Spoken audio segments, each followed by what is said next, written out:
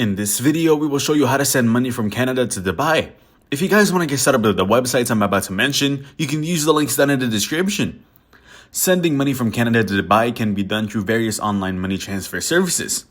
Known for its wide network and reliability, Western Union offers competitive exchange rates and various delivery methods, including bank deposits and cash pickup.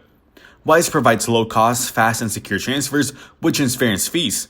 You can send money directly to a bank account in Dubai.